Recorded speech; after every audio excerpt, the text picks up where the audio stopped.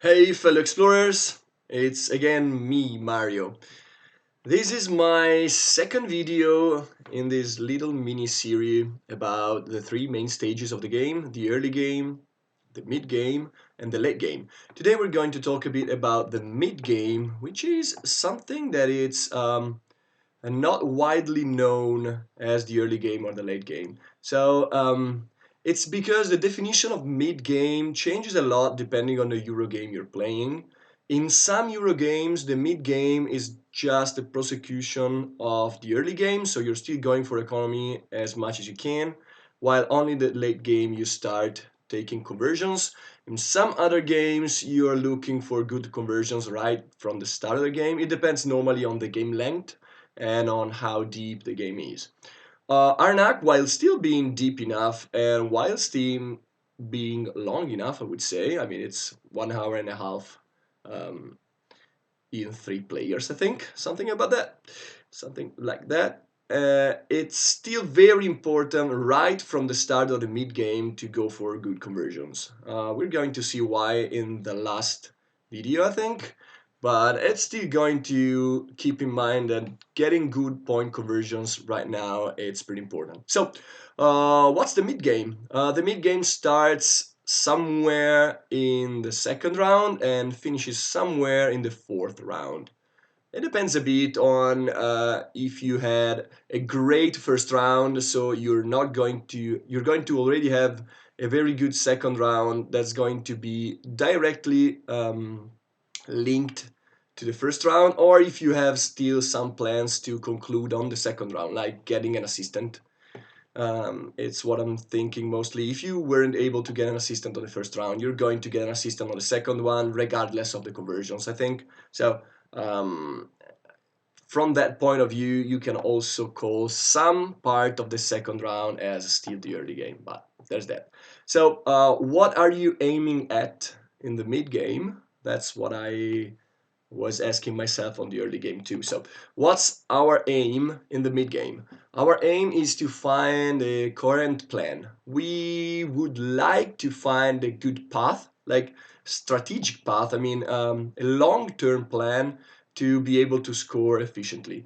So Arnak is still mainly a tactical game. You're always trying to get the best conversions that you can, but playing a lot at, I would call it at least a decent level on BGA, I found that I was following some paths consistently. Um, there are some other ways to play the game, of course, nothing is scripted, etc., etc., but there are three main paths I think that I'm going to show you here that should work fine most of the time. Not only fine, they lead you consistently to 80 plus points, so that's a good place to be at. So, one coherent plan, and then the other interesting thing about Euros in the mid game is again this transition from economy based choices to point related choices. And again, I think that Arnak falls squarely in the second camp, so in the latter one. So you really want to already get good conversions, but still, there's one path that still looks at economy a lot, even through the whole mid game. But most of the time, I think you're fine just trying to get good conversions. So, what are those three mysterious strategic paths? I gave them evocative names, I think, but whatever. So, the first one is the economy plan that I was talking about a bit before. So, what's the economy plan? The economy plan means moving both your glass and the book up on the track. It's an economy plan because you're aiming at flipping over both of your assistants early enough. I would say on the third round is a good thing to strive for. And then you're trying to keep moving both the glass and the book alike on the track to also snag the rewards on either side of the temple, you know, not only on the bird side is good, it's also good on the snake side of the temple. So you want to get some good economic value out of those steps. So your aim is to move both again. Related to that aim, you should try to get at least a few rewards from the track, like you're moving two stuffs. So you really would like to get a few of those. They really make the research track a bit better for you. And you also, of course, want to leverage those last few steps on the track that really have a good economical and scoring value with your book. Like 3 compasses is really very good. One free artifact is basically most of the time 3 or 4 compasses, and defeating a guardian is worth at least 3 resources. And on the other side of the temple, you're going to flip a guy over. Hopefully, you already have a very good golden assistant. I mean, you have for sure one gold assistant, but hopefully, it's going to be good enough to flip it again. A free card draw and a jewel. They're a bit worse, but keep in mind that also those 2 last steps are on average worse than they are on this side of the temple, and they cost 1 resource more. So there's also that. You really want to use them, so you really want to have a guy to defeat, a guardian to defeat if you reach this step with the book. So you need good timing, you need a good artifact to play when you reach this step. So there are a few things that are timing related, of course. You need to move both of your stuff, you need to find a good plan to do so. You would like to get at least a few rewards, so there are a lot of timing issues. You're also going to explore a bit and defeat some guardians. You won't be able to do exceptionally on that front. I think you're going to get on the bird side of a temple, probably on average, something like 4 idols and I'd say 3 guardians. While on the other side, you're probably going to end up the game with like 2 idols, and no more than that, even less than that, and 3 guardians. So yeah, you really need some other points on top of the track, of course, but you won't have time to do many things over here. That means that you have to get items that give you non-currency resources. You don't really need many compasses. You're going to need some early coins, of course, everybody needs them, or everybody is happy with them. But later on, you just want like pickaxe or this kind of items that give you more resources, binoculars or this kind of thing. Um, you don't really have to get many compasses, even though getting compasses is just all over good. The second path is the sprinter path, I think I'd call it. It's the path that I think people go for when they start being decent at the game, when they're not really understanding the depth of the game, but they are also understanding that the resource track is really important and this game is not just about exploring. The sprinter path means you're going to try to reach the top spot with the glass before anybody else. That's your main plan. It doesn't mean that you have to run too much. We're going to talk about it later on in some pitfalls you should try to avoid. But you should try to be first over here. It's going to be 2 free points, and it's going to make the last step very worth your while. But also, you really, and that's the most difficult part of it, while sprinting, you really need to get all of the rewards. If you don't get, and if you don't get to use all of the rewards, you're probably going to lose. So you're trying to be first here, of course, that's not enough. So you need, I think, on average, something like 5 guardians, maybe a bit more than that, and at least a decent, a healthy amount of idols. Let's just say that. A healthy amount of idols. Like, I don't know, depending on the temple, it's probably anything from 4 to 6, sometimes even 8. It depends a lot. So being the first here just means that you're going to get for sure all the rewards if you played a good game, and you're also going to get good points conversion. So that's your plan. It's a plan that doesn't require a specific setup most of the time. You're going to be good with any good item pretty much, because you're going to have to explore quite a bit. You're going to defeat guardians quite a bit, and you need non-currency resources to ramp on the track fast. Of course, when I'm saying that you need to reach the top with a glass faster than anybody else, it also means that you should get the second assistant with the book early enough. I think this is a given. I don't think I've ever seen anybody winning without two assistants early on. So it doesn't mean that you have to get an assistant on the first round, of course. As we've seen, building up a good deck is probably on par or even more important than that. But you should strive to get two assistants at least. So get two assistants, get to the top with a glass, and defeat, I would say again, 5 guardians or something like that. That's the sprinter path. It's the easiest one in the sense that it comes easy to people already being decent at the game. The last path, I would call it the warrior path. I still think that you need to reach the top with the glass just because you're going to end up with extra resources, but sometimes you might not do that. It happens. I don't think you're going to move the book above these spots. I don't think that's what you're aiming for. And you need to explore a lot. Like the warrior path aims at defeating 7 guardians, which is something that I was able to pull off. I wouldn't say consistently, but fairly enough. You also need a lot of compasses for that, of course, and you need a decent timing for that. I mean, you don't have as many timing constraints as the other guys, since for you the research track is pretty much a resource dump.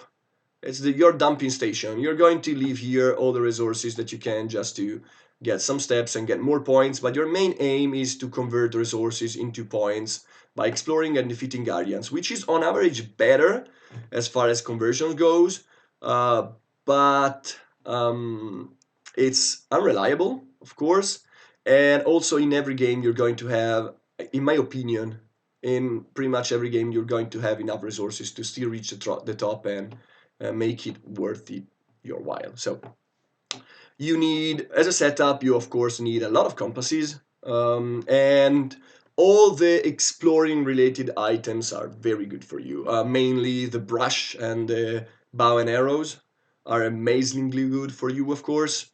There are also other items that are pretty good. And keep in mind that those items normally have a pretty good conversions into points by themselves. I mean, the brush is already worth 3 points, and the bow and arrows is worth 2 for 2 coins. So already good point conversions there. So the warrior path just means that you have to defeat a lot of guardians. One thing to keep in mind while being a warrior is that you really need to prioritize any guardian that is left on the board by your opponents.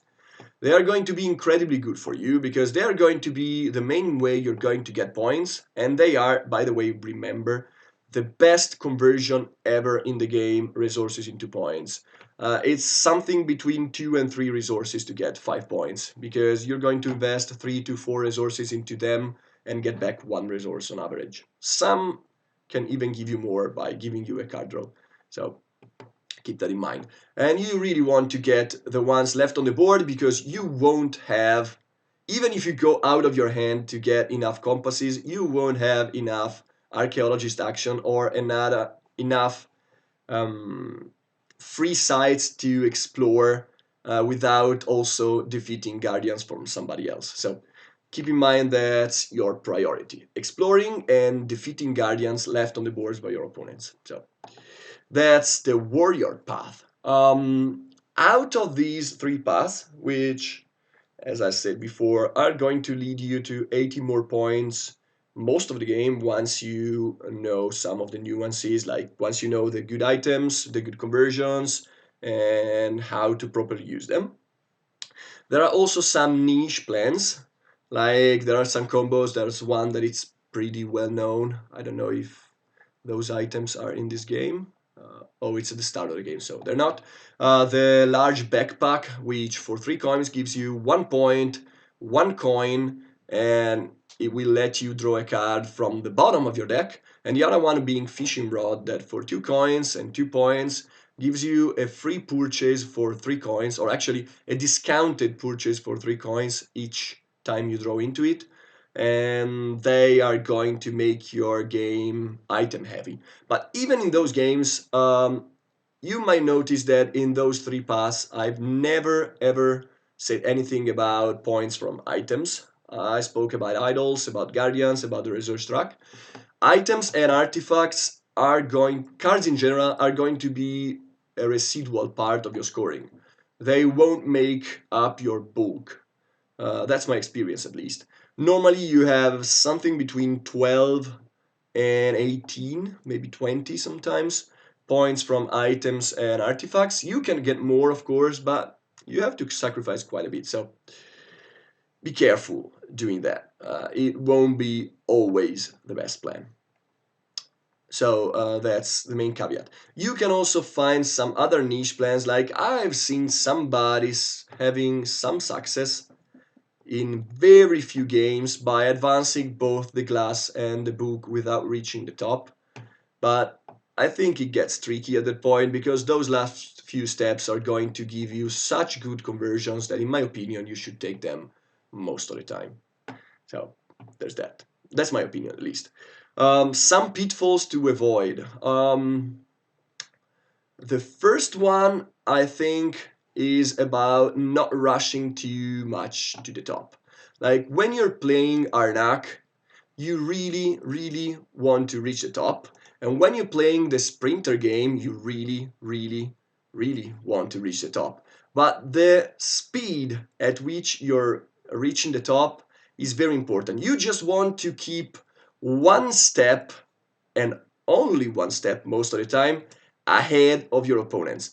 You don't really want to jump too fast over here. I've seen people reaching the top while playing some kind of sprinter game by the fourth round, and that's too early in my opinion. You're going for points, but you're not going to have a good enough of an economy, and you're going to struggle finding good ways to convert the extra economy in points by going for guardians. The way the game is built, it makes it so that climbing the track is like a regular process. It's not just a rush. So be careful not to go too fast for it.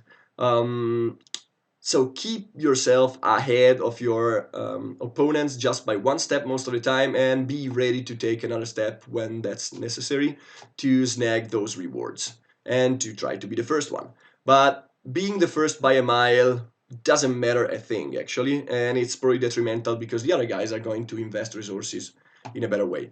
With this comes another caveat. If you're trying to go for a sprinter game and see somebody like really rushing to the top of the track, you're better pivoting to something else. Most likely the economy path, but also the warrior path is decent enough, I think. So don't rush too fast. That's not going to be worth it ever. The second pitfall to avoid, I would say, is not be too greedy. So don't buy too many items. Don't buy too many items, don't be lured in getting too many artifacts just because they are good. In my daily spotlights, I'm talking a lot about artifacts and about how it's very bad to get artifacts into your deck most of the time. Some of them are very good if you also get them into your deck, but most of them are not. So don't be too greedy. And like I've seen people purchasing binoculars on the fourth round just because the card has a good effect. That's very bad. You're better off, well, you're better off not having that many coins, but you're better off just spending those coins to defeat some guardians or to use them as icons. You don't really want to spend them on a 1 point item. So don't be greedy just means don't put too much of an emphasis on deck building efforts. And the last point that I would like to talk about is, again, Arnak is a game about good conversions, and you need to go for good point conversions early enough. Going for economy late, it's bad. I think that trying to get the book up on the track on the fourth round is already, it's not always a mistake. I don't want to overgeneralize, if that's a word. But trying to go for economy on the fourth round is a losing proposition, in my opinion. You don't really need those gold guardians, gold assistants later on. It's going to be too late to leverage them most of the time. you're not going to squeeze enough points out of your economy, and the conversions are pretty bad. Like 2 more points for this step, it's pretty bad. It's 4 value for 2 points. That's very bad later on. So what I mean is, if you want to go for economy on the resource track, do that ASAP. That's why I've said that on the economy path, you should try to move the glass along with the book all the time. You don't want to rush too much with the glass, because after that, moving the book is not going to be as worth it. So you really want to keep a good balance between your glass and the book.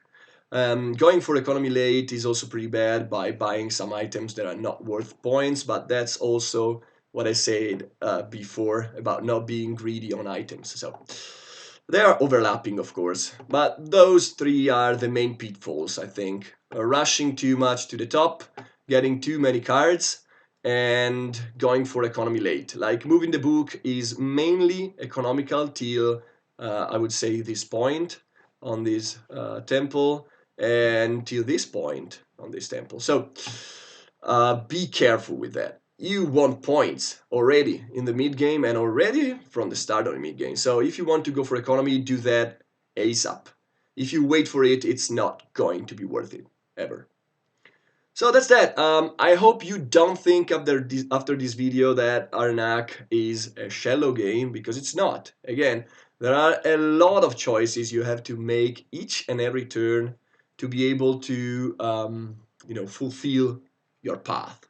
So be a warrior, be an economical guy, or be a sprinter. There are many ways to get to those points, and you have to juggle yourself between spending a good amount of coins on good items and then leveraging those items into a coherent plan. That's the main challenge of Arnak, and that's what makes it good. But those three paths, I think, are just the main three ways to play the game. So keep that in mind, try them out, and let me know what you think. See ya.